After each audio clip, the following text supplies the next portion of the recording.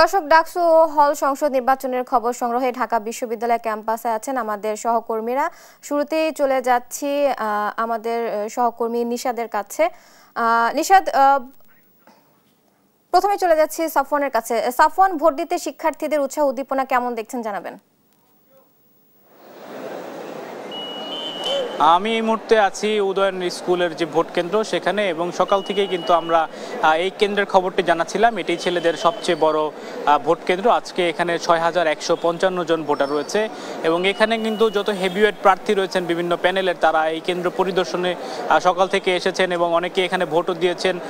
সাদিক কায়েম ভোট দিয়েছেন, SM Farhad vote দিয়েছেন, ছাত্রদলের তানভীর বারী হামিম ভোট দিয়েছেন, এবং আবিদ এই কেন্দ্রেই ভোট দেবেন। তো সব প্রার্থীদেরকে আমরা যেটি দেখছি যে তারা প্রতিটি কেন্দ্রে 8টি কেন্দ্র রয়েছে, তারা কেন্দ্রে কেন্দ্রে গিয়ে তারা তাদের ভোটের যে সার্বিক পরিস্থিতি সেটি তার পর্যবেক্ষণ করছেন। তবে নির্বাচনের পরিবেশ নিয়ে আমরা যখন প্রশ্ন করেছিলাম, সবাই বলছেন যে এখন মাত্র ভোটটি শুরু হয়েছে, তো তারা পর্যবেক্ষণে রয়েছেন, তো কোনো ধরনের মন্তব্য তারা এখনই করতে চান না।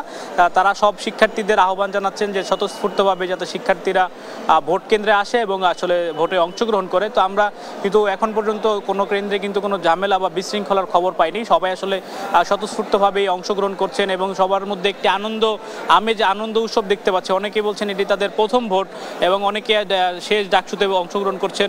তো সব মিলিয়ে একটি মিশ্র প্রতিক্রিয়া রয়েছে ভোটারদের মাঝেও। ভোটাররাও কিন্তু এখন পর্যন্ত আসলে নির্দিষ্ট করে বলতে পারছেন না যে কোন প্রার্থী আসলে শেষ পর্যন্ত বিজয়ের হাসবে। তবে শতভাগ আশাবাদীর কথা জানিয়েছেন ছাত্রদলের যিনি ভিপি প্রার্থী রয়েছেন আবিদুল ইসলাম খান ও শেখ তানভীর বারী হামিম বলেছেন যে তিনি জয়ের ব্যাপারে শতভাগ আশাবাদী, এবং তিনি কিন্তু ভোট দিয়েছেন সকালে। তো দেখতে পাচ্ছেন যে আমার পেছনে এই ভোটের লাইন রয়েছে, এখানে কিন্তু শিক্ষার্থীরা একেবারে সুশৃঙ্খলভাবে তারা লাইন করে ভোট দিচ্ছেন। এই কেন্দ্রটি 4টি হলের শিক্ষার্থীরা ভোট দিচ্ছেন: শেখ মুজিব হল, জিয়াউর রহমান হল, সূর্য সেন হল ও কবি জসিমউদ্দিন হল, এবং তারা কিন্তু একে একে ভোট দিয়ে বেরিয়ে যাচ্ছেন, এবং তাদের যে আজকে আনন্দের কথা বা সেটি কিন্তু আমাদের সাথে তারা উৎসব করছেন। তো আমি যদি আবারও জানিয়ে রাখি যে যারা প্রার্থী রয়েছেন বিভিন্ন প্যানেলের, তারা কিন্তু আসলে পুরো বিশ্ববিদ্যালয়ে ক্যাম্পাসে ঘুরছেন এবং প্রতিটি কেন্দ্রের সার্বিক পরিস্থিতি পর্যবেক্ষণ করছেন।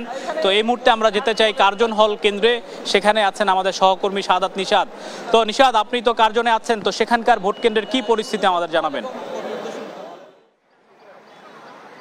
সাফওয়ান, ধন্যবাদ আপনাকে। আসলে দর্শক, এতক্ষণ ধরে আমাদের সহকর্মী আলিমুজ্জামান সাফওয়ান তিনি ডাকসু নির্বাচনে যে কয়েকটি কেন্দ্র ঘুরেছেন এবং সেখানকার সার্বিক পরিস্থিতি দর্শকদের উদ্দেশ্যে জানাচ্ছিলেন। তো আমরা আছি এই মুহূর্তে কার্জন হলের সামনে, এবং আমরা যদি এখানে একটু দেখানোর চেষ্টা করি, এখানে 3টি হলের শিক্ষার্থীরা তারা এখানে ভোট দিচ্ছেন। অর্থাৎ ঢাকা বিশ্ববিদ্যালয়ের যে 20টি টোটাল হল রয়েছে, সেই হলের যে শিক্ষার্থীরা রয়েছে তার মধ্যে 3টি হলের শিক্ষার্থীরা কার্জন হলের এখানে ভোট দিচ্ছেন। আপনারা জানেন যে মোট ভোটারের সংখ্যা, পুরুষ ভোটারের সংখ্যা 20,871 জন।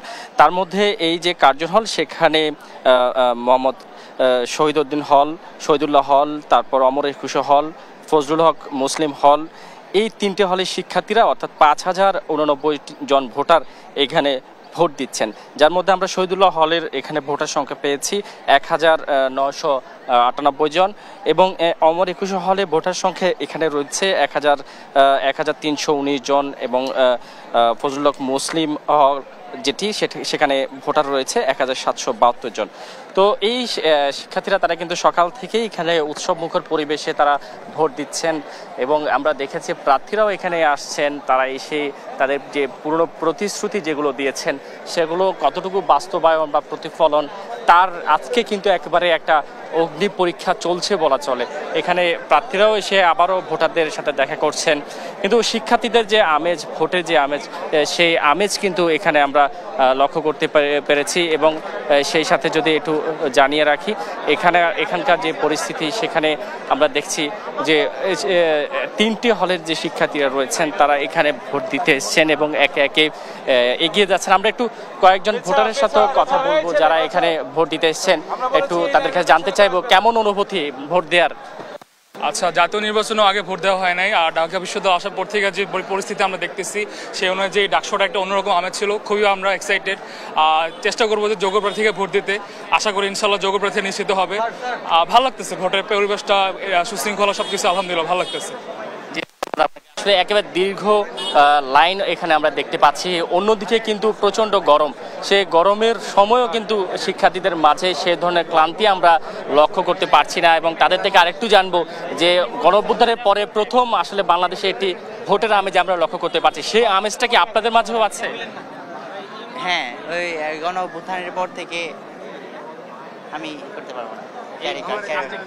আপনি কি এর আগে কখনো ভোট দিয়েছেন? না, আমি প্রথম 23-24 সেকশন, এটাই আমার প্রথম অভিজ্ঞতা।